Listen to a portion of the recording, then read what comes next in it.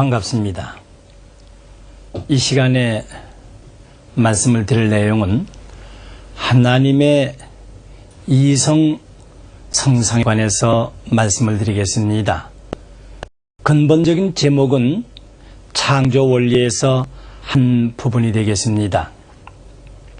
원래 창조 원리에서 다뤄야 할 문제는 오늘날까지 많은 사람들은 오랜 역사의 기간을 두고서 인생과 우주에 관한 근본 문제를 해결하기 위해서 부단히 노력을 해왔습니다.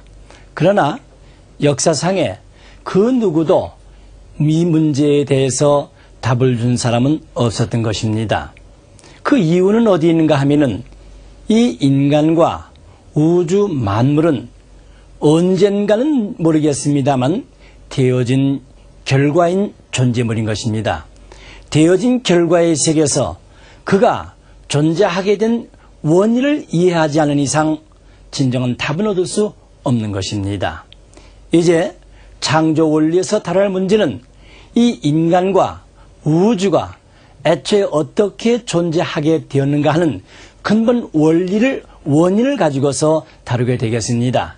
자연적으로 이 인간과 우주 만물을 존재하게 한 원인자가 계시다면 그분을 기독교적인 수로로 하나님이라고 하기 때문에 우선 하나님의 성품에 관해서 하나님의 신성에 관해서 먼저 연구하지 않으면 아니 되는 것입니다.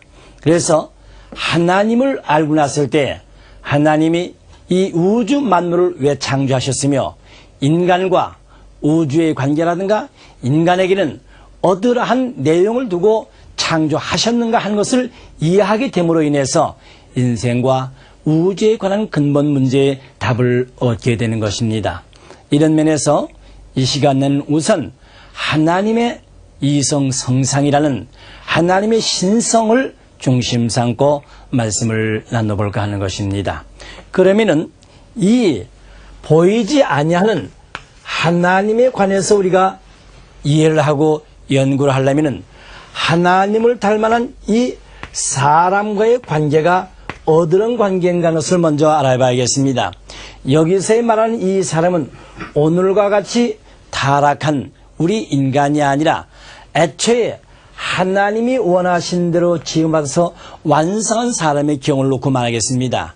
이 완성한 사람의 경우라는 것은 바로 하나님을 마음에다 비교해봤을 때 인간을 몸으로 비교해보면 이해가 빠를 것입니다. 마음과 몸과의 관계입니다. 결국 마음에 의해서 몸은 동하고 정하게 되어 있습니다. 그럼 이렇게 봤을 때 마음이 주체요, 몸은 마음이 원하는 대로 움직여야 하는 대상인 겁니다. 그러면 주체와 대상의 경우로 설명이 되어지겠습니다. 좀 더 구체적으로 또 말씀을 드리면 하나님이 원인이 되시고 결국 사람은 원인자 앞에 되어진 결과로서 또 비유로 말씀을 드릴 수가 있겠습니다. 몸은 마음이 거할 수 있는 집이요, 몸은 마음이 명령한 대로 통하고 정하고 움직이게 되어 있습니다. 즉 되어진 결과는 원인에 의해서 존재물로서 나타나게 되는 것입니다. 이렇게 봤을 때 하나님과 인간은 원인과 결과를 볼 수가 있는 것입니다. 그러면은 이 원인자의 어떠한 구상이 있었을 때 그 원인자의 구상이 되어진 결과로 나타날 때, 즉 하나의 실물로서 실체로서 나타나기까지는 어떠한 과정을 겪는가 하는 것입니다. 하나의 구상이 현실적인 실체로서 나타나기까지는 그 구상이 보다도 구체적으로 설계가 되어야 되는 겁니다. 설계가 되어지면은 거기에 해당되는 재료를 투입을 하고 온갖 자신의 정력을 다 투여해서 이와 같은 결과를 만들게 되는 것입니다. 예를 든다면은 사람이 이런 하나의 칠판을 만들었을 때 이 칠판이 나타나기까지는 칠판을 필요로 하는 사람이죠. 필요한 사람이 그 구상이 그러면 어떻게 하면 좀 더 내가 강의를 하고 있는데 편리하게 쓸 수 있겠느냐 한데 하던 구체적인 설계를 하게 됩니다. 거기에 어떠한 재료를 쓸 것이냐, 그 다음에 온갖 자기의 정력을 다 들여서 이와 같은 칠판을 만들어내게 되는 것입니다. 기계문, 즉 시계문, 하나의 시계도 마찬가지죠. 시간을 필요로 하는 사람의 구상이 결국 설계를 통해서 거기에는 자료를 투입을 해서 시계를 만들어낸 것입니다. 그러니까 이와 같이 되어진 결과는 원인에 의해서 만들어지기 때문에 원인으로부터 설명을 들어야 됩니다. 아무리 좋은 요즘 전자제품이 나왔다 하더라도 그 전자제품을 만든 사람으로부터 전자제품을 활용할 수 있는 설명 방법을 듣지 아니하고서는 전자제품에 대해서 올바로 활용을 하지 못하고 당장 고장내게 되는 것입니다. 그러니까 되어진 존재물, 이 결과라는 것은 반드시 원인자에 의해서 원인자로부터 설명을 들을 때 본인의 가치를 실현시킬 수 있는 것입니다.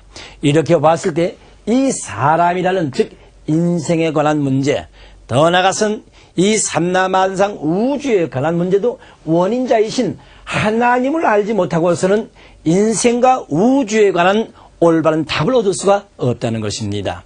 그런데 문제는 보이지 아니하신 하나님입니다. 원인자.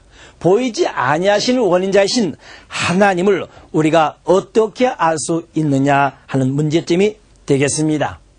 그것은 우리 또 한 가지 이러한 예화를 들을 수가 있겠습니다. 반드시 되어진 결과는 원인을 닮아나게 되어 있습니다. 무슨 말씀인가 하면은, 자, 나라는 마음이죠. 내 마음을 어떻게 이해할 수 있습니까? 이 마음은 마음이 만든 작품을 통해서 그 마음의 뜻을 알 수가 있는 것입니다. 더 나아가서는 그 마음을 통해서 실천에 옮긴 생활 내용이죠. 그 사람이 내려온 생활을 통해서 그 사람의 마음이, 사상이 어떠했다는 것을 알 수가 있는 것입니다. 이렇게 본다면은 다 반대로 해석을 했을 때 결국 되어진 작품을 통해서 그 만든 주체자의 뜻을 알 수 있지 않느냐 하는 것입니다. 생활의 내용을 비춰봐서 그 사람의 어떠한 사람이었던, 어떠한 사상가였다는 것을 이해할 수 있지 않느냐 하는 것입니다. 많은 작품을 봐서 그 작자가 누구여야 되는 고인이 된 작가를, 성품을 알아낼 수 있는 것입니다. 결국 하나님에 관해서도 마찬가지라는 것이죠. 하나님, 보이지는 않지만 하나님이 만드신 이 피조 세계를 통해서 우리는 하나님을 알 수 있지 않느냐는 것입니다. 즉 하나님이 만드신 작품인 피조 세계입니다. 또 하나님의 생활, 즉 하나님이 이 타락한 죄악의 세계, 인류를 구원하신 이 하나님의 구원 섭리의 내용을 통해서 우리는 하나님을 알 수 있지 않느냐는 것입니다. 성경에 보면 로마서 1장 20절에 그런 말씀이 있습니다. 하나님의 영원하신 신성과 능력은 만드신 피조 만물을 보아서 분명히 알 수 있다고 기록이 되어 있습니다. 로마서 1장 20절에 보면 하나님의 영원하신 신성과 능력은 만드신 피조 만물을 통해서 분명히 알 수 있다고 했습니다. 맞습니다.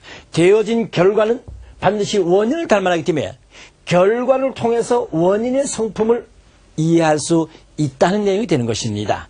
이런 면에서 그러면 1차적으로 하나님의 신의 성품, 신성, 그 능력을 아는 것이 무엇보다도 인생과 우주에 관한 문제를 푸는 열쇠가 된다고 보기 때문에 하나님의 신성에 관해서 먼저 알아보기로 하겠습니다. 그러면은 이제 보이지 아니하신 하나님의 영원하신 신성은 만드신 피조 만물을 통해서 알 수 있다고 했습니다. 그럼 이 세계는 인간과 만물로 구성되어 있으니 이 인간과 만물을 통해서 하나님의 신성과 능력에 관해서 잠시 알아보기로 하겠습니다. 그러면은 이 세계는, 이 만물 세계, 즉 사람과 그 위에도 동물의 세계가 있고 그 다음에 식물계가 있습니다. 광물의 세계에 있어서는 분자, 원자, 더 나아가서는 소립자로 구분이 되어집니다. 그 이와 같이 수천만 가지의 종류가 있습니다만 여기에서 공통된 내용을 우리가 압축을 해본다면은 거기서 근본 원인자의 성품을 알 수 있지 않는가 하는 것입니다. 그럼 여기에서 모든 존재물의 존재 양상입니다. 모든 존재 양상 결론적인 면에서 모든 존재물은 내성과 외형으로 되어 있다는 사실이 되겠습니다. 내적인 성품, 내성과 외형의 관계로 존재한다는 것입니다. 다시 말씀을 드리면 사람은 내적인 성품인 마음이 있어서 외적인 몸이 동하고 정하면서 움직여 나가고 있습니다. 그럼 동물의 경우도 마찬가지죠. 동물의 경우도 사람의 마음과 같은 동물에는 내성인 동물심이 있습니다. 그래서 그의 몸을 움직이면서 살아가고 있습니다. 움직이지 못한 식물이지만 식물도 인간보다는 급수가 낮습니다만 인간의 마음 같은 내성, 즉 식물의 마음, 식물심이 있어서 그의 뿌리와 줄기와 가지를 중심 삼고 나무는 성장을 하고 꽃을 피고 열매를 맺어 나가는 것입니다. 그럼 광물질 분자도 역시 마찬가지입니다. 인간의 마음과 같은 내성, 그것을 일면 내명성이라 합니다. 내재에서 명령 지시한다. 내명성. 인간의 급수보다는 낮습니다만 내명성이 있어서 결국 양연, 음연 하나의 분자를 돌아가면서 형성해 나가고 있습니다. 원자의 경우도 역시 내명성에서 양자를 중심한 전자 돌아가면서 원자의 형태를 갖춰 나가고 있는 것입니다. 그러니까 지상 위에서 존재하고 있는 모든 존재물은 어느 것이거나 급수의 다소의 차이는 있지만서도 내성과 외형의 원칙을 따라서 존재한 것은 하나도 없다는 결론을 낼 수가 있겠습니다. 그런데 여기서 이 보이지 아니하는 내적인 성품, 내성은 바로 하나의 꼴을 지니고 있기 때문에 일면 성상이라고도 표현을 합니다. 그럼 외형은 하나의 꼴의 형체를 가지고 있기 때문에 여기서 형상이라고 이렇게 표현을 합니다. 그렇기 때문에 이 형상은 하나의 보이지 않는 내성을 닮아난 실체, 모양을 지닌 실체입니다. 그런데 이 성상은 보이지 아니하는 이 성상을 닮은 형상이 이와 같은 하나의 모양을 가지고 있기 때문에 비록 보이지 아니한 성품이지만 그 성품 나름대로 얻은 꼴을 지니고 있다는 거죠. 그래서 그러한 내적인 내성을 성상이라고 명명하고 있는 것입니다.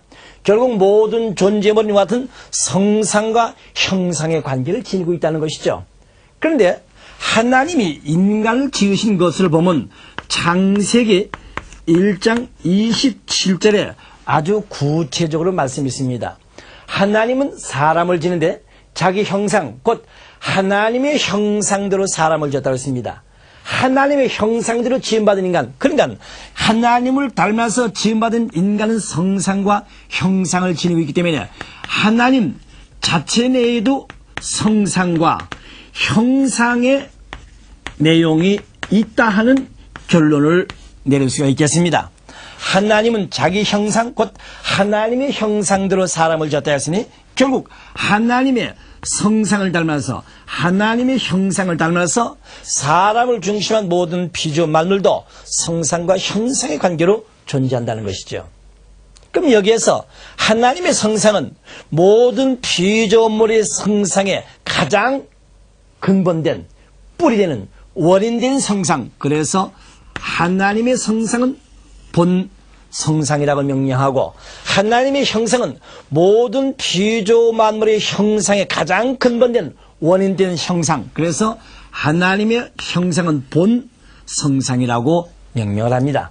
그렇기 때문에 하나님은 본 성상과 본 형상으로 계시기 때문에 그 하나님을 닮아난 사람도 하나님의 성상과 형상을 닮아서 성상과 형상인 마음과 몸가로 되어 있고 동물도 인간보다는 급수가 낮습니다만 하나님의 성상과 형상을 닮은 동물의 마음과 동물의 몸으로서 식물도 인간보다는 급수가 낮습니다만 바로 하나님의 성상과 형상을 나름대로 닮은 동식물 힘과 식물체로서 존재하고 있는 것입니다. 광물질도 역시 인간보다는 아주 급수가 낮습니다만 하나님의 나름대로의 성상과 형상을 닮은 성상적인 내명성과 형상체인 이 양면과 의면으로서 존재하고 있는 것입니다. 역시 원자도 마찬가지죠. 하나님의 성상과 형상을 가장 저급하게 닮아난 즉 내명성과 그 때문에 양자와 전자를 중심으로 삼고 돌아가면서 원자 형태를 이루어 나간다고 보는 것입니다. 자, 그러니까 이와 같이 모든 존재물에 나타나는 사실로 보아서 하나님의 영원하신 신성과 능력을 알 수 있다 했으니 결국 이 하나님의 영원하신 신성과 능력은 본성상과 본형상으로 있다는 것입니다. 그럼 여기에서 이 형상은 제2의 성상이죠. 몸은 제2의 마음입니다. 몸은 마음을 닮았습니다. 형상은 보이지 않은 성상의 꼴을 외형적으로 닮아서 전개된 것입니다. 그렇기 때문에 이의 성상, 그래서 이 본성상과 본형상을 합해서 이성 성상이라는 이 새로운 용어로 표현이 되고 있습니다. 그래서 하나님의 신성은 바로 이성 성상이라는 결론을 내려보겠습니다. 그런데 이 모든 존재물은 단순한 성상과 형상의 이성 성상의 관계만이 아니라 또 하나의 관계가 있습니다. 그 또 하나의 관계가 바로 뭔가 하면 모든 존재물은 반드시 이 양성과 음성의 관계를 지니고 존재한다는 사실이 되겠습니다. 우선 사람을 놓고 볼 때 사람은 남성, 여성, 즉 남자와 여자의 관계입니다. 역시 동물도 마찬가지죠. 이 수컷과 암컷으로 동물이 존재하고 있습니다. 식물도 수술과 암술로서 식물도 존재하고 있습니다. 그럼 광물질인 분자도 양이온과 음이온으로 존재하고 있지 않습니까?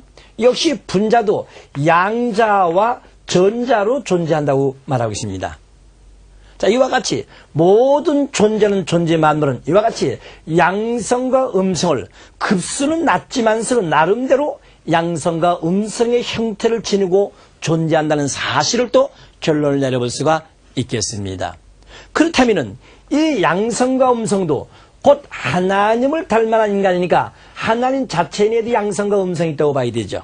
이 창세기 1장 20절 다시 반복해서 읽어보면은 하나님은 사람을 짓되 자기 형상 곧 하나님의 형상대로 사람을 짓되 남자와 여자를 지었다 했습니다.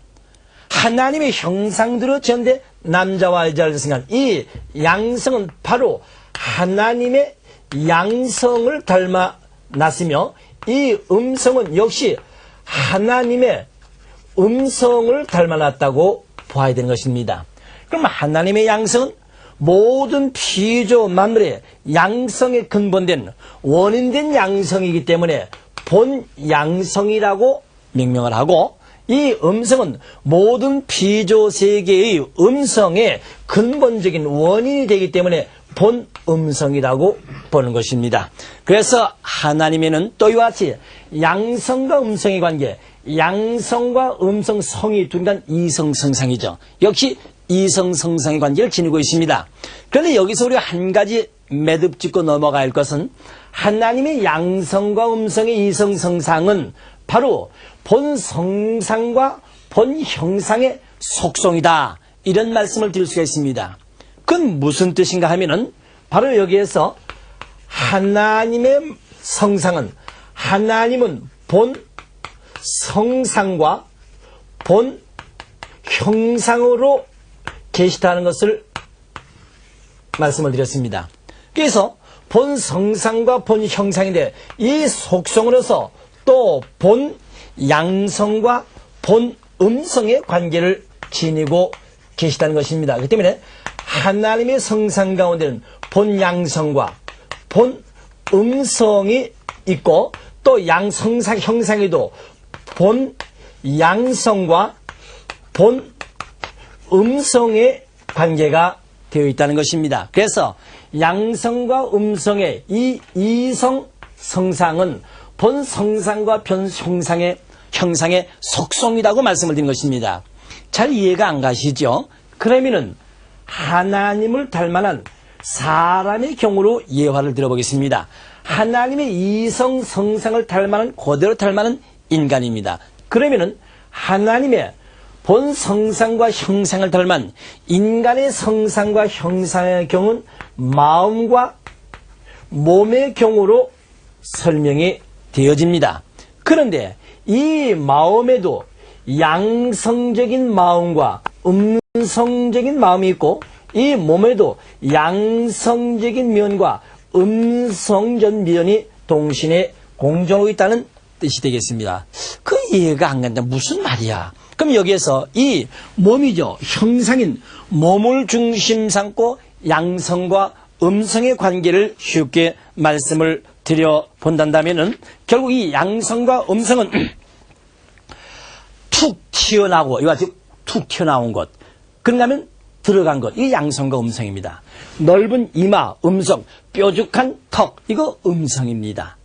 앞에 보이는 면을 양성으로 본 뒤에 그늘진 응단은 음성으로 보는 것입니다. 양음의 관계입니다. 그러니까 삐져 툭 튀어나와서 쑥 들어간 것. 넓으면 좁은 것. 이와 같이 넓고 좁은 것. 양음의 관계로 표현이 되어지는 것입니다. 그럼 그거는 이해가지만 마음에도 양성적인 마음, 음성적인 마음이 있는가 하는 것입니다. 조금 어려운 수로가 되겠습니다만 이 사람의 마음의 작용을 정치의로 움직인다고 말합니다. 정적인 느낌을 보다 더 구체화시킨 진리, 방법을 알아서 그 때문에 과감하게 실천에 옮겨나가죠. 그래서 마음을 정지의로 움직인다고 합니다. 그럼 정적인 면에서 양적인 것과 음적인 것이죠. 정적인 면에서 기쁘다, 양성적이죠. 그러나 슬프다, 음성적입니다. 좋다, 나쁘다. 이 정을 중심 삼고 양음의 표현 관계인 것입니다. 슬프다, 기쁘다, 좋다, 나쁘다, 또는 안심된다, 불안하다. 이 정적인 관계죠. 양음의 표현입니다. 그러면은 지적인 면에서의 또 어떤 내용인가? 야, 그 사람 머리가 똑똑하다. 머리가 명석하다. 머리가 둔하다. 기억력이 나쁘다. 이거 양음의 관계 아닙니까? 그 사람 참 지혜롭다. 지혜롭지 못하다. 민감하다. 둔감하다. 그건 지적인 면에서 양음의 관계입니다.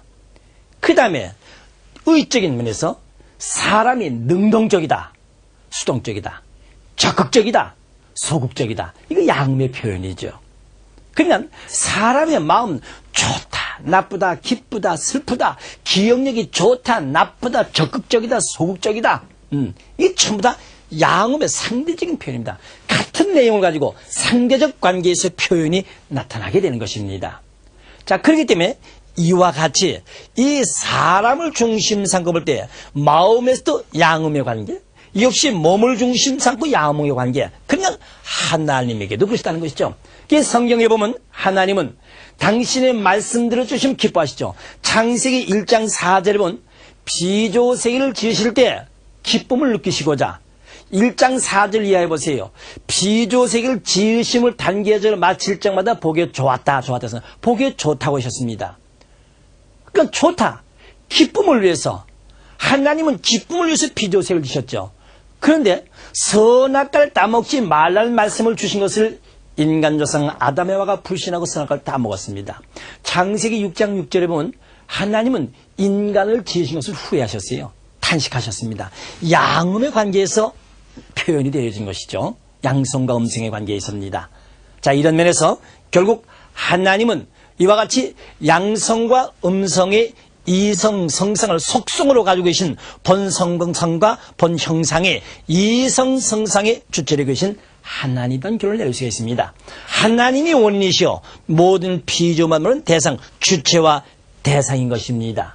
자, 그럼 여기에서 이제 하나님의 본 성상과 형상인데, 그럼 여기서 하나님의 본 형상의 본질은 무엇이고 본 성상의 본질은 무엇이냐는 것을 말씀을 드려봐야겠습니다. 우리는 무조건 하나님을 사랑의 하나님, 기쁨의 하나님, 영광의 하나님으로 표현하고 있습니다마도 이제 하나님의 신성에 관해서 말씀을 드렸으면 그 신성은 본 성상과 본 형상으로 되어 있다고 했으니 그러면 본 성상의 본질은 무엇이며 본 형상의 본질은 무엇이냐는 것입니다.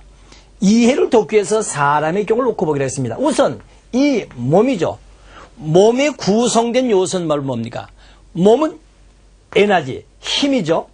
힘의 결정체가 몸입니다. 보이지 않는 힘의 결정체에서 나타나는 것이 몸입니다. 그 때문에 육신은 이 힘의 공급, 에너지 공급을 받아야 됩니다. 영양가 높은 음식을 먹으면서 결국 에너지 공급을 받아야 됩니다. 그런데 마음은 어디였습니까? 마음은 단순한 에너지에서부터 공급되는 힘, 그것만 가지고 마음은 만족하지 않습니다. 마음은 보다 더 새로운 차원 높은 에너지를 요구하고 있습니다. 그것이 바로 무엇입니까? 인간에게 있어서는 아무리 물질적인 환경이 보장되어졌다 하더라도 부모로부터의 사랑을 받지 못하면 고아가 됩니다. 성격이 삐뚤어집니다. 20대, 30대 성인이 되는데도 결혼을 해서 가정을 이루지 못하면 역시 비정상적인 사람입니다. 가정을 이루는데 부부간의 사랑이 원만하지 못하면 역시 삐뚤어진 사람이죠. 노년이 돼서 자녀를 거느지 못했을 때, 자녀로부터의 정적인 것을 느끼지 못했을 때 그 부모는 한숨을 쉬면서 운명할 때 눈을 못 감고 가게 되어 있습니다. 결국 마음이 원하는 것은 사랑인 것입니다. 자, 그러니까 하나님의 이성 성상을 닮아는 인간의 마음과 몸에서의 마음은 힘, 에너지를 요구하고 있고 몸은 에너지의 결정체. 근데 마음은 단순한 에너지가 아니라 거기는 사랑을 곁들였습니다. 그럼 근원 대신 하나님, 그 때문에 하나님의 형상은 무한대의 힘의 본체입니다. 하나님도 존재하기 위해서는 존재하기 위해서는 힘이 있어야 됩니다. 힘의 본체. 그 때문에 무한대의 힘의 본체이신 하나님의 본 형상. 그럼 하나님의 본 성상의 본질은 무엇인가? 하나님의 본 성상의 본질은 사랑입니다. 근데 사랑은 주체와 대상의 관계에서 나타난 것이 사랑입니다. 그럼 사랑의 근본 뿌리가 있을 거 아니냐는 겁니다. 그 사랑의 근본 뿌리를 가리켜서 심정이라고 표현을 합니다. 심정. 그럼 심정이라는 것은 바로 마음의 정의 맨 밑바탕이 된 것을 심정이라고 말하는데 이해를 돕기 위해서 표현한다면 부모님들이 자녀를 왜 사랑합니까? 부모가 자식을 왜 사랑할까요? 왜 사랑하는 이유가 있습니까? 왜 사랑하는 이유가 없습니다. 왜 사랑하냐 하기 이전에 사랑하지 아니랴 않을 수 없는 정적인 충동이 없습니다. 바로 사랑하지 않으랴 않을 수 없는 정적인 충동을 가리켜서 심정이라고 말합니다. 또 바꿔 말씀을 드리면 부모가 자녀를 사랑해 줍니다. 그럼 부모의 사랑을 받는 자녀들이 기뻐하죠. 자녀들이 기뻐하는 것을 보고 부모도 기쁨을 느끼게 됩니다. 그래서 사랑을 해줘서 사랑을 받는 존재가 기뻐하는 것을 보고 기쁨을 느끼고자 하는 정적인 충동, 이것을 심정이라고 합니다. 그렇기 때문에 심정과 사랑의 본체이신 하나님, 인류를 사랑하지 않을 수 없는 정적인 충동, 심정의 하나님이시기 때문에 그렇게 하나님을 거역하고 하나님을 불신하는데도 인간을 구원해 주기 위해서 사랑을 해주고 거듭 구원 섭리를 해 나오시는 하나님이신 것입니다. 자, 이런 면에서 이제 하나님의 본 성상의 본질은 심정과 사랑을 근본으로 한 무한대의 영이시다. 무한대, 어느 한정된 인간과 같은 한 개체의 모양을 띤 그런 하나님입니다. 무한대의. 그러니까 하나님은 심정과 사랑으로서 무한대의 영으로 계십니다. 따라서 하나님의 본 형상은 무한대의 힘의 본체이십니다.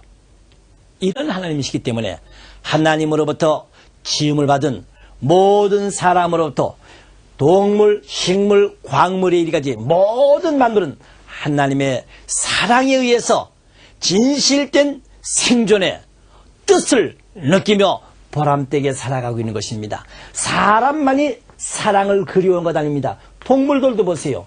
주인은 사람으로부터의 사랑을 받으면 이 동물도 얼마나 주인을 따릅니까? 동물이 사람을 왜 고칩니까? 사람이 자기에게 피해를 주고 피해의식을 느꼈을 때 동물들이 사람을 대적해 나온다고 그러죠. 역시 식물도 마찬가지 않습니까? 이 농사를 짓는 분들이 특히 화원, 원예, 화초를 기르는 분들 어디였습니까? 주인이 사랑을 해주면 해줄수록 화초가 달리 성장된다는 거 아니겠습니까? 주인이 가축을 키우고 주인이 이 화원을 관리하는 경우와 싹꾼을 둬서 가축을 키우고 이 꽃나무, 나무를 키울 때 전혀 다르다는 거 아닙니까? 바로 이와 같이 말 못하는 동물, 식물, 광물질에게도 결국 하나님의 참 사랑이 나타나기를 원하고 있는 것입니다. 그래서 로마서 8장 19절에 보면 모든 만물이 탄식하나니 하나님의 아들, 딸이 나타나기를 원하니라. 하나님의 아들, 딸, 완성한 하나님의 실제 대상인 자녀들은 하나님의 심정과 사랑을 상속받아서 모든 인간관계는 물론이요, 목물, 식물, 물질에까지 사랑을 베풀게 되어 있습니다. 하나님을 대신해서 하나님의 사랑을 베푸는 자, 그러기 위해서는 하나님의 심정을 상속받는 자가 되어야 되는 것입니다. 어려서는 어머니 아버지 사랑에서 무럭무럭 성장하지만 어느 정도 성장하면 부부의 사랑을 중심 삼고 살아갑니다. 그러다 보니 자식을 낳으니까 이젠 자식을 사랑하지 않을 수 있는 정적인 충동, 과거의 부모님들이 나를 사랑해 주신 그 근본 뜻, 그 정적인 감정을 느끼게 되는 것이죠. 그래서 부모의 심정은 부모의 자리에 올라가 봐야 부모의 심정을 치열합니다. 결국 하나님은 인간을 지어놓으시고 이제 3대 축복의 내용이 말씀이 나오게 되겠습니다만, 너희들이 생육하여서 아들, 딸을 지상의 가득이나 만물을 주관하라신 그 뜻은 하나님의 심정과 사랑을 상속받는 자가 되어야 하는 것이었습니다. 이런 면에서 이제 하나님의 이성 성상의 관계를 중심 삼고 말씀을 드렸습니다. 그럼 여기서 성상과 형상입니다. 즉 이 성상과 형상은 어떤 관계인가? 결국 성상이 주체죠. 마음. 그 다음에 성상이 주체요. 형상은 대상의 입장입니다. 즉 성상과 형상, 원인과 결과, 주체와 대상, 무형이요, 유형이죠. 내성이요, 외형입니다. 따라서 성상과 형상은 종적, 횡적 관계입니다. 이것을 다시 확대해서 말씀을 드린다면 하나님과 인간관계에서도 마찬가지입니다. 보이지 아니하는 하나님은 결국 성상의 입장에 계시고, 보이는 인간은 하나님 앞에 형상적인 형상의 실제 대상으로 지음을 받은 것입니다. 그래서 원인과 결과, 주체와 대상, 하나님이 주체요, 인간이 대상인 것입니다. 왜? 하나님을 닮아는 실체 대상, 하나님은 자기 형상, 하나님의 형상된 인간을 지으셨다고 했습니다. 그러니까 하나님을 닮아는, 하나님과 몸과 같은 입장이니까 이 인간을 중심한 비조세계는 하나님의 형상적인 실체 대상입니다. 하나님은 인간 앞에 본 성상적인 주체이시죠. 그럼 여기에서 하나님의 성상과 형상, 즉 성상과 형상은 종적, 횡적이란 관계를 말씀드렸습니다. 이 종적이요, 횡적이란 이 말씀인데, 물론 여기서 종적, 횡적은 상하 관계를 종적이요, 이 너와 나와의 관계를 횡적 관계를 비유할 수 있습니다. 여기서 종적, 횡적 관계는, 이 종적 관계는 시간과 공간을 초월해서 관계를 맺을 수 있는 성질의 것을 종적이라고 합니다. 그럼 여기서 형상이라는 건 시간과 공간 권 내에서 관계를 맺을 수 있는 것을 형상적인 관계라고 말합니다. 횡적 관계라고 말합니다. 그러면 우리가 이 물질, 이 만물과 더불어 만물 세계에 살아서 모든 얘기는 횡적 관계입니다. 그러나 하나님과 나와의 관계, 이것은 종적 관계입니다. 하나님은 시간과 공간을 초월해서 결국 인간과의 관계를 맺게 되어 있죠. 그렇기 때문에 우리가 하나님을 믿는 분이 기도 생활하고 정성을 들인 생활합니다. 시간과 공간을 초월하신 하나님, 하나님이 임재하실 수 있도록 관계를 맺어주는 하나님 찾아오십니다만, 하나님과 관계가 맺을 수 없으면 떠나가신 하나님입니다. 다음에 자세히 말씀을 드리지만 하나님 원리법도의 하나님입니다. 그러면 당신과 주고받으시는 관계가 있으면은 찾아오시고, 당신과 주고받으시는 관계가 끝나면 떠나가신 하나님입니다. 하나님을 믿는 신앙 생활하신 분들이 금식 기도를 하고 또는 철야 기도를 하고 또는 기도원에 가서 정성을 들이십니다. 왜 하십니까? 결국 7일은 7일 금식기도 했다. 산기도를 했다는 데 의의가 있는 것 아닙니다. 그만큼 금식을 하면서 하나님을 사모하는, 하나님을 모시고 하나님의 뜻대로 살고자 하는 자기 자신의 모든 부도덕한 것을 다스려 나가는 것이죠. 네. 그거 아닙니까? 금식기도, 철야기도, 냉수모욕, 자기의 모든 그 합당치 않은 뾰족한 성격, 성질, 그거 없애기 위한 것 아닙니까? 그래서 하나님이 이 시간도 이 나에게, 인류에게 바라시고 소원하신 뜻이 무엇인가 알아서 그대로 살아드리겠다는 거 아니겠습니까? 그러니까 그렇게 정성을 들인 곳에 시간과 공간을 초월하신 하나님이 찾아와 주신다 이 말입니다. 하나님이 찾아와 주시면 심정과 사랑의 번째시며 힘의 번째신 하나님이 찾아오시니 내가 하는 일이 더욱더욱 잘 되어지죠. 기쁨과 은혜 가운데서 일이 풀려져 나갑니다. 바로 이러한 원리입니다. 그렇기 때문에 하나님과 우리의 관계, 결국 종족, 시간과 공간을 초월하는 관계, 하나님을 믿는 신앙이든 경고망동하게 놀아나갈 수가 없죠. 내가 정성을 들이다보면서 나중심한 입장으로 돌아가면 하나님은 나와 관계가 멀어지시게 되는 것입니다. 자, 그럼 여기서 인간관계, 행적관계는 너와 나와의 행적관계, 우리가 모든 피조 만물을 주관하는 것도 결국 이 피조 만물을 창조하신 주인공은 하나님이기 때문에 하나님을 언제나 내 마음속에 모시고 하나님의 뜻으로 말미암아 모든 피조 만물을 주관하면 원만한 조화를 이루게 되어 있는 것입니다. 그런데 하나님이 떠나가게 되면 비로소 내 개인의 지식, 내 개인의 양식을 가지고 이것을 주관하자니까 여기서 상충과 모순이 벌어진 겁니다. 왜? 급수는 낮지만서도 사람이나 동일하신 공통된 요소, 하나님의 심정과 사랑에 의해서 주고받은 공통된 요소가 작용하고 있는데 그 공통적인 요소와 거리가 먼 인간적인 견해를 가지고 다루면 만물이 탄식하는 것은 당연한 사실이 아니겠습니까? 자, 이런 면에서 이제 하나님의 성상과 형상, 이성성상에서 말씀을 드렸습니다. 종합해서 말씀을 드리면 하나님은 심정과 사랑을 근본으로 한 무한대의 힘의 본체이신 하나님입니다. 그 하나님이 인간에게 또는 피조 만물에게 나타나실 때는 미진 선을 중심 삼고 나타납니다.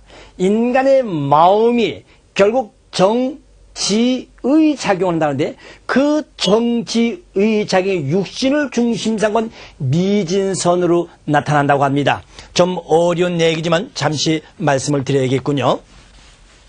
자, 이 인간의 마음의 작용은 정지의 작용을 나타난다고 합니다. 이것이 육신을 중심 삼고 나타날 때는 아름답고 진실되고 선한 미진선의 가치로 나타나게 된다고 그러죠. 그러니까 정적인 것은 하나의 기쁨, 지적인 것은 진리, 의지인 것은 상충과 모순은 조화를 이룰 수 있는 결의로서 나타나는 것입니다. 미진선의 가치로 나타난다는 겁니다. 그러니까 하나님이 인간과 피조 만물 가운데 나타날 때는 이와 같이 미진선, 더 나아가서는 질서와 법도를 통해서 나타나시는 하나님입니다.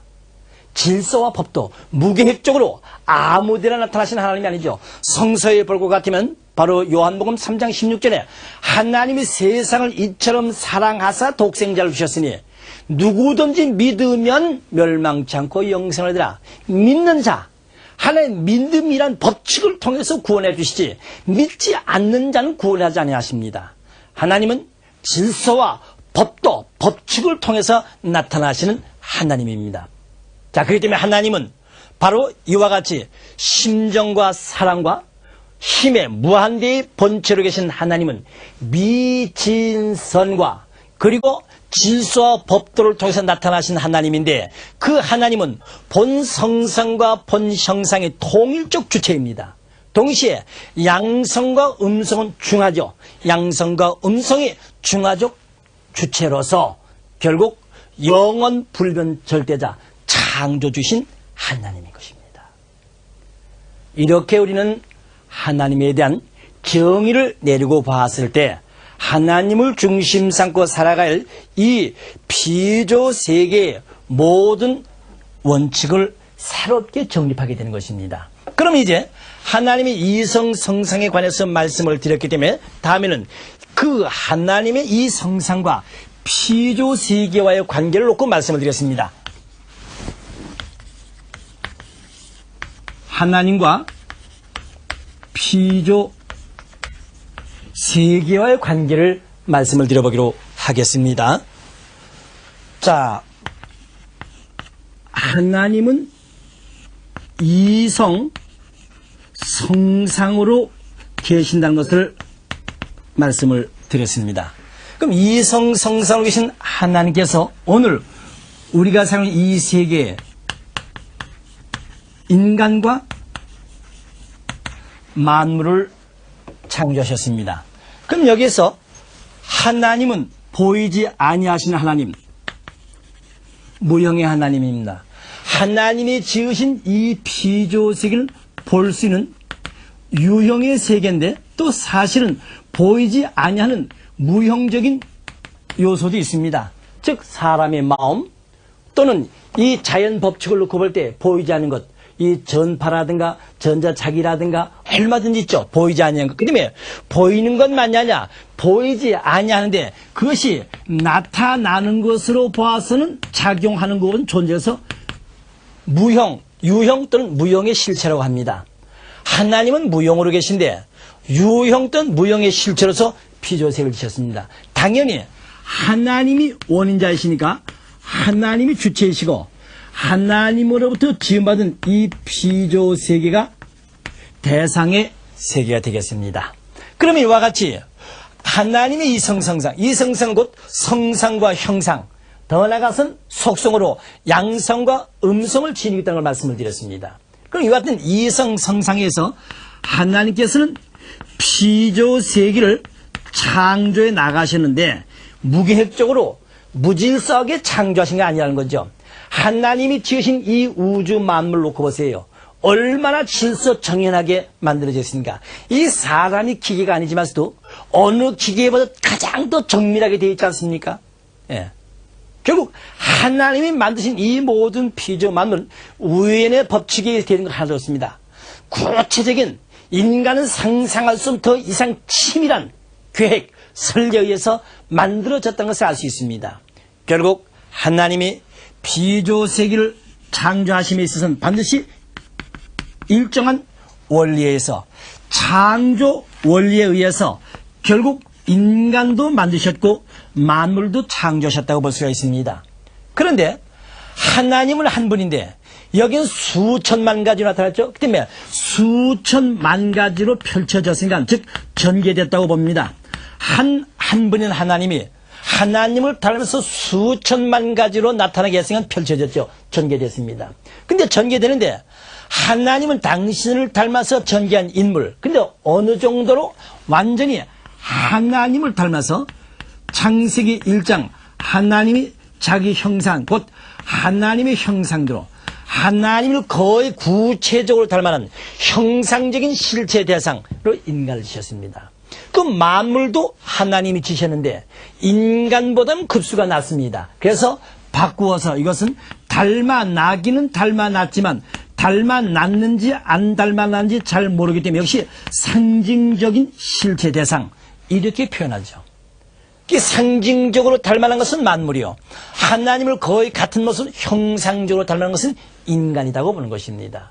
그러면은 하나님이 한 분이기 때문에 여기서 말은 이 피조 만물의 세계를 그럼 전체를 합해 섰을 때만이 하나님을 닮아는 진리의 실체느냐? 그것이 아니라 바로 요 개체 하나하나입니다. 요 백목 하나도 사람 하나도 모든 풀 한 포기 동물 하나하나 그 모든 전체가 다 개성이 완전히 하나님을 닮은 진리의 실체라는 겁니다. 그래서 개성 진리체라고 표현합니다.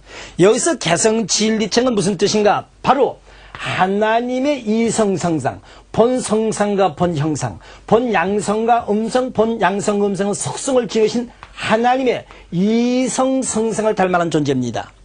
이미 사람으로부터는 성상과 형상과 속성으로 양성과 음성을 지녔죠. 이런 하나님의 이성성상을 닮아난 존재를 개성진리체라고 합니다.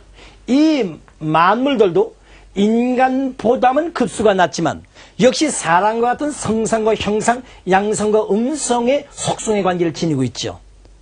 그와 같이 하나님의 이성성상의 관계를 닮은 모든 존재물 개성진리체라고 말합니다. 그러니까 이 모든 피조만물 가운데 어느 하나도 하나님의 근본 이성성상을 닮아나지 않은 것이 없기 때문에 모든 풀한폭인 모든 물질 하나하나도 개성진리체, 이 개성진리체로서 이 피조세계는 구성되어 있는 것입니다. 그렇기 때문에 다시 바꾸어서 결론을 내린다면 바로 하나님과 피조세계와의 관계에 있어서는 무형의 주체로 계시는 하나님의 이성성상이 창조 원리에 의해서 형상적 또는 상징적으로 전개된 인간과 만물로 되어 있는 개성진리체로 구성되어 있는 하나님의 유형 및 무형의 실제 대상의 세계, 이것이 하나님과 피조세계와의 관계라고 말씀을 드릴 수가 있겠습니다. 마지막 결론은 어려웠습니다만 이미 이치적으로는 설명했기 때문에 납득이 가시라고 봅니다. 다시 말씀을 드려서 이 인간은 하나님의 이성성상을 닮아나는데 어느 정도 하나님과 거의 같은 모습으로 닮아났다는 것이죠. 그런가 하면 만물은 역시 만물도 하나님의 이성성상을 닮아나긴 닮아나는데 인간보다는 차원이 낮게, 급수가 낮게 닮았는지 안 닮았는지 모를 정도의 상징적인 내용으로 하나님을 닮아났다고 보는 것입니다. 그렇기 때문에 이 모든 세계에는 하나님의 이성성상에 의해서 주관되고 조화를 이룰 수 있도록 그러한 모든 동질 동요소로 되어 있다는 것입니다. 다만 급수의 차원이 낮은 것입니다. 바로 그런데 하나님은 인간을 당신의 자녀로 지으셨다는 것이죠. 하나님의 자녀로 지음받은 인간으로 하여금 하나님은 이 모든 피조 만물을 주관케 하기를 원하시던 겁니다. 그러면 여기서 인간이 만물을 주관하려면 결국 같은 하나님으로부터 지음을 받은 피조물 입장에서는 주관할 수가 없습니다. 단지 인간은 거의 하나님과 같은 모습으로 닮아났고 이 만물을 닮기는 하나님을 닮아나는데 닮은지 안 닮은지 모를 정도니까 다시 말씀드려서 하나님을 닮아난 인간을 전개시킨 것이 피조 만물 세계, 이렇게 볼 수 있습니다. 나 하나는 사람을 닮아서 펼쳐진 것이 피조 만물이다. 하나님을 닮아서 펼쳐진 것이 피조 세계와 마찬가지로 나란 하나의 사람을 닮아서 전개시 이 만물 물질의 세계다. 이렇게 보시면 이해가 빠르실 것입니다. 예를 들어보죠. 자, 이 모든 만물은 사람을 닮아서 전개된 것입니다. 우선 이 동물을 놓고 봅니다. 동물의 모든 생적인 기능은 인체의 기능과 별 다를 바 없지 않습니까? 그들도 먹고 자고 또 털갈이하고 집을 짓고 마찬가지입니다. 그런데 어떻습니까? 동물은 자기 기능밖에 발휘 못합니다. 개는 개, 새는 새, 물고기는 물고기대로 동시에 자기 소리밖에 못 냅니다. 그런데 사람은 각가지의 동물의 소리를 다 낼 수 있죠. 심지어는 동물이 가지고 있는 기능적인 모든 요소는 사람이 가지고 있는 그것을 분립해서 확대시킨 겁니다. 노루가 아무리 잘 뛴다 하더라도 인간이 뛸 수 있는 소질과 더 나아가서는 과학이라는 수단을 첨부해서 오늘에 만든 자동차라든가 이런 내용 가지고 노루보다 더 많이 달려나갈 수 있습니다. 철새가 아무리 잘 나른다 하더라도 사람의 두뇌에 의해서 만드는 과학의 수단으로 철새의 기능을 능가할 수 있지 않습니까? 결국 모든 동물이 가지고 있는 모든 기능과 요소는 인간이 가지고 있는 것을 분업으로 닮아서 확대시킨 걸로 볼 수가 있겠습니다.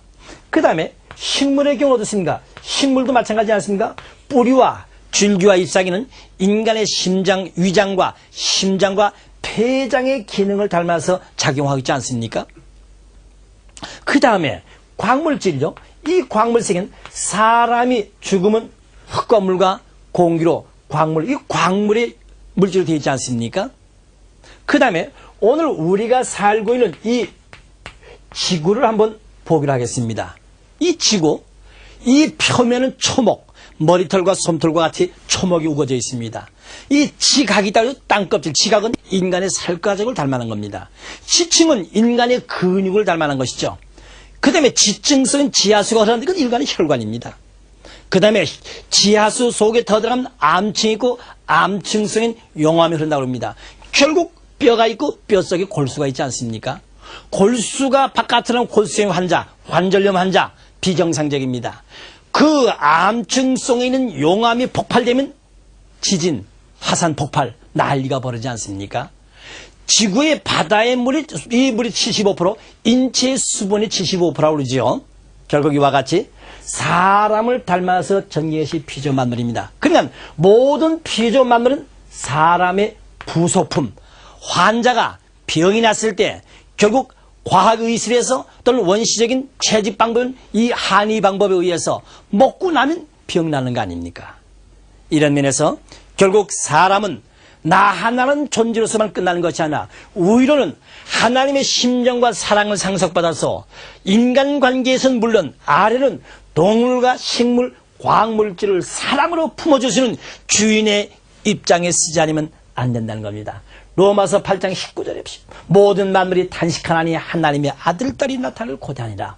원래 하나님이 지으신 인간의 관계는 이런 입장입니다. 인간과 피조세계의 관계. 그래서 하나님은 인간을 자녀로 지었습니다.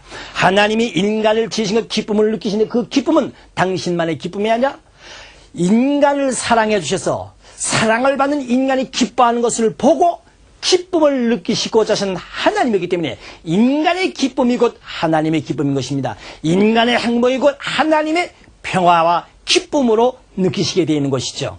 그렇기 때문에 오늘 인간은 이와 같이 위로는 하나님을, 아래로는 모든 만물들, 그러면서 인간관계에서 즐겁게 주고받으며 살아갈 것이 인간의 살아가야 삶의 목적이라는 것을 대충 말씀을 드려볼 수도 있겠습니다. 자, 그러면 이제 여기에서 하나님의 이성 성상을 중심한 피조 세계의 관계를 말씀을 드렸습니다. 그런데 이 우주 근원에 대해서 이제 주역에서 다소나마 우주의 근원을 설명하고 있습니다. 그러면 주역에서 말하는 우주의 근원, 바로 태극이라는 것이 있다고 합니다. 태극. 그럼 태극 무기라는데 이 태극은 양으로 되어 있다고 합니다. 그런데 이 음과 양을 합해서 이것을 도라고 한다고 하지요. 이런 말이 있다고 합니다. 일름 일양지 위도라. 음과 양은 곧 도라고 한다고 합니다. 그런데 이 도는 곧 또 말씀으로 표현이 된다고 합니다. 도야자는 언야라는 말씀이 있어서 바로 도는 말씀이라고 한다고 합니다. 그런데 이 음과 양이 금목수화토 오행에 의해서 결국 모든 물질, 만물을 존재케 했다고 표현하고 있습니다. 그런데 지금 우리가 성소를 중심 삼고 잠시 말씀을 드렸습니다만 또 우주의 근원자이신 하나님, 결국 이 하나님은 이성 성상의 속성으로 봤을 때 결국 하나님에게도 양성과 음성의 내용이 있습니다. 그런데 그 음성과 양성을 중심한 하나님, 요한복음 1장 1절은 태초에 말씀이 계시니 말씀이 곧 하나님이라 했습니다. 자, 말씀이 곧 하나님, 이 말씀으로 모든 피조 만물이 지음을 받았다고 얘기하고 있습니다. 그럼 여기서 말하는 이 말씀과 같은 동질의 성격인 것입니다. 자, 그럼 이런 면에서 결국 우주의 근본을 태극에서도 이와 같이 음과 양으로 설명하고 있는 것이나 우주의 근본자이신 하나님도 양성과 음성을 속성으로 지니고 계시다는 얘기는 같은 뜻이 되겠습니다. 그러나 여기서 한 가지 우리가 더 알고 넘어가야 할 것은 이 하나님을 중심 삼은 오늘 통일 원리에서는 하나님은 성상과 형상의 이성 성상으로 계시다는 것을 말씀을 드렸습니다. 그런데 이 성상과 형상에는 속성으로서 양성과 음성을 지니고 계시고, 역시 이 형상에서도 양성과 음성을 지니고 계시다고 했습니다. 그런데 지금 여기서 말하는 이 태극이죠. 주역에서 말하는 이 태극에서는 형상적인 면에서 이성성상, 형상적인 면에서의 양성과 음성의 관계는 설명을 했습니다. 그러나 이 성상적인 세 양성과 음성은 설명을 못했다는 사실. 그래서 주역에서 말하는 우주의 근본인 태극은 하나님의 본 성상과 형상의 속성인 성상의 속성인 양성과 음성은 설명을 했지만 본 성상의 양성과 음성은 설명을 못했기 때문에 이 내용도 결국은 통일 원리에서 보충 설명되어지 않으면 안 된다는 것입니다. 바꿔 말씀을 드리면 여기서 단순한 형상적인 양성감은 양음으로 끝납니다만 하나님은 성상적인 양성과 음성, 즉 하나님은 심정과 사랑을 근본으로 하신 무한대의 힘의 본체이신 하나님, 심정의 하나님인 것입니다. 심정과 사랑의 본체이신 하나님이기 때문에 하나님을 닮아는 인간은 인격자가 되기를 원하고 있습니다. 바로 인격의 주체 되시는 하나님. 그렇기 때문에 우리는 하나님은 막연한 가운데서 인간을 사랑해주고 인간을 축복해주는 하나님이 아니라 이와 같이 하나님의 법도를 중심 삼고, 다시 말씀을 드려서 하나님의 심정과 사랑을 중심 삼고 살아갈 때 하나님을 대신해서 인간을 중심한 모든 피조 만물에게 사랑을 베풀며 교화를 이루어나갈 때 하나님의 축복의 손길이 함께해 주신 것입니다. 이러면서 하나님은 어디까지나 심정과 사랑의 본체이신 하나님, 인격의 주체이신 하나님, 따라서 그 하나님은 모든 피조 만물 세계의 주체로 계시고 우리는 대상의 세계에 있기 때문에 주체이신 하나님을 우리는 아버지라고 부릅니다. 양성과 음성의 이성성상을 놓고 볼 때 양성격을 주체요, 음성격을 대상이라고 봅니다. 왜냐하면 하나님이 아담을 창조하실 때 창세기에 보면은 아담이 독초하는 것이 좋지 못해서 그에 돕는 베필로스 해와를 졌다고 했습니다. 해와를 질 때 아담의 갈비뼈를 쳐서 해와를 졌다고 했습니다. 정말 아담의 갈비뼈를 취해서 해와를 졌겠습니까? 즉 주체의 속성이 바로 해와죠. 그 때문에 아담이 주체요, 그의 속성으로서 대상이 해와란 뜻이 되겠습니다. 그래서 양성과 음성은 주체와 대상. 그 때문에 여기서 주체할 때는 주체는 어찌 원인과 더 나아가서는 내성이요, 그 다음에 보이지 않는 무형의 요소로서 주체의 격을 지니기 때문에 하나님은 피조 세계에서 남성격 주체로 계신 아버지라고 명명하는 것이요, 이렇게 표현할 수가 있겠습니다. 이상으로서 창조 원리에 있어서의 제일 첫 번에 해당되는 하나님의 이성성상과 피조 세계를 중심 삼고 말씀을 드렸습니다. 감사합니다.